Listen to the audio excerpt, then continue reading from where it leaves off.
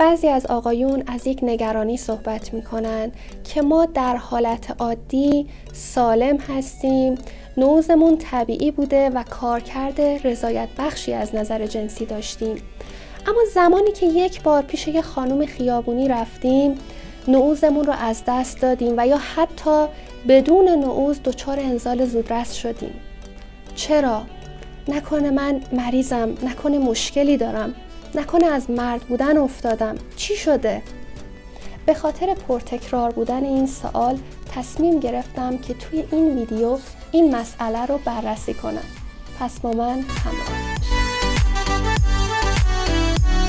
سلام، من آسیه کرمانی مقدم هستم، ارشد روانشناسی سلامت از انیستیتو روانپزشکی تهران. لطفاً اگر از محتوای من خوشتون میاد حتما چنل رو سابسکرایب کنید و زنگوله رو بزنید که اولین نفری باشید که از محتوای جدید من باخبر میشید. خب چی میشه که یک آقا تو رابطه جنسی با یک خانم خیابونی دچار اختلال نعوز میشه؟ ببینید، اگر شما تا قبل از این اتفاق نعوزتون طبیعی بوده و مشکل راست نشدن حالت تناسلی رو نداشتید، به احتمال زیاد مسئله‌تون روانشناختی هست. بذارید اینطوری براتون توضیح بدم.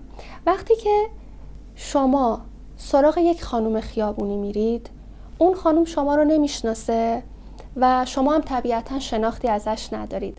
اون خانم نمیدونه که شما چه نقاط قوتی دارید، چه شخصیتی دارید، چه ویژگی‌های مثبتی دارید و تنها چیزی که از شما میبینه بدن شماست.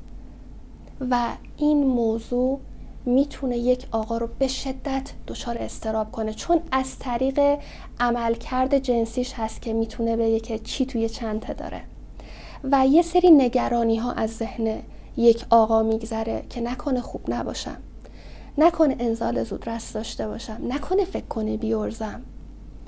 و به خصوص اگه از قبل یک سری صحبت ها و تعریف ها از دوستاش شنیده باشه که آره ما عملکردمون خیلی خوب بوده، آره مثلا چند ساعت طول کشیده و اینها.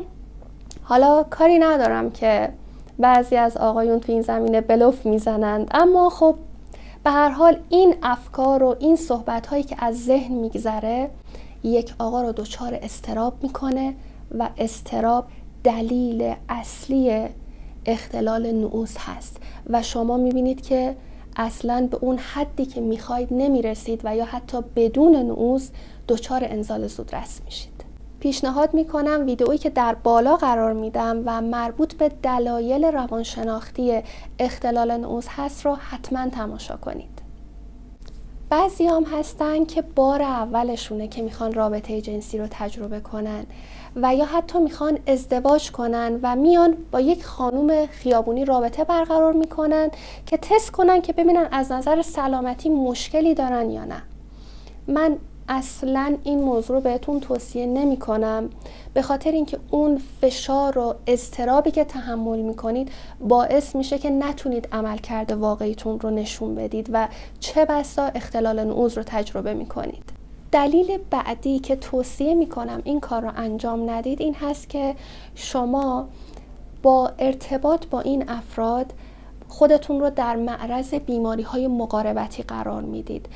درسته که اگر کاندوم استفاده کنید یک سری از این بیماری ها به شما منتقل نمیشه، اما بیماری های هم هست مثل زیگیل تناسلی که احتمال داره بهتون منتقل بشه، هم به شما و هم به شریک آینده‌تون.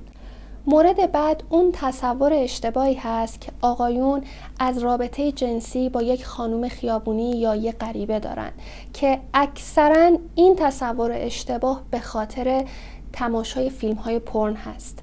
ببینید، معمولا در فیلم های پورن یک آقا میاد با یک فردی که یک بار یا نهایتا 2 بار دیدتش رابطه جنسی برقرار میکنه که از قضا این رابطه جنسی بسیار طولانی مدت و موفق هست و عملکرد فوق‌العاده‌ای رو از خودش نشون میده و خب کسی که داره این فیلم رو تماشا میکنه با خودش شاید بگه خوش به حالش، چقدر خوب. اما در دنیای واقعی این اتفاق نمیفته. میدونید چرا؟ چون اینا فیلمه. بعضی از آقایون تحت تاثیر این فیلم ها انتظار دارن که بدنشون حتما یه جور خاصی باشه، مدت زمان رابطه جنسی خیلی طولانی باشه، عملکردشون فوق‌العاده باشه.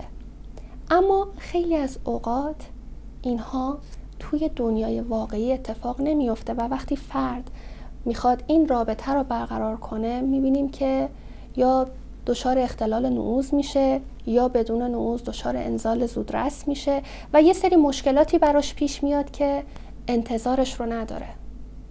سوال: یک آقا طی رابطه جنسی با یک خانم خیابانی دچار مشکل نعوذ شده. آیا این آقا اختلال داره؟ بیماره؟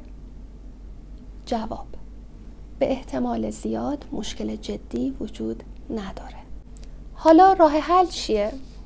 راه حلش اینه که قبل از برقراری رابطه جنسی بین شما و شریکتون یک رابطه عاطفی خوب و توأم با شناخت وجود داشته باشه و اگر احیانا بینتون کدورتی یا مشکلی هست بتونید اون مسئله رو با آرامش با همدیگه در موردش صحبت کنید و یادتون باشه که شما قراره در کنار هم شریک و همراه همدیگه باشید، دشمن و رقیب هم نیستید. و زمانی که بتونید مسئله‌تون رو به صورت نسبی حل کنید، اضطرابتون در رابطه جنسی به حداقل میرسه و به احتمال زیاد میتونید یک رابطه جنسی خیلی خوبی رو با همسرتون یا پارتنرتون تجربه کنید. من میدونم و درک میکنم که داشتن رابطه جنسی خوب بخش مهمی از زندگیه، اما ما قبل از اینکه یک مرد یا یک زن باشیم و با رابطه و توانمندی‌های جنسی ارزیابی بشیم، یک انسان هستیم و انسان به خودی خود ارزشمنده و در آخر مسائل جنسی تابو نیست. بیایید یاد بگیریم که در موردش به صورت علمی و درست صحبت کنیم. خب خیلی ممنونم که تا این لحظه این ویدیو رو تماشا کردید. اگر از این محتوا خوشتون اومده یادتون نره که کانال من یعنی هیلرز وایس رو سابسکرایب کنید. حتما این ویدیو رو برای دوستاتون بفرستید و اگر خواستید از من سوالی بپرسید یا وقت مشاوره بگیرید آیدی اینستاگرامم رو براتون میگذارم. تا ویدیوی بعدی به خدا میسپارم.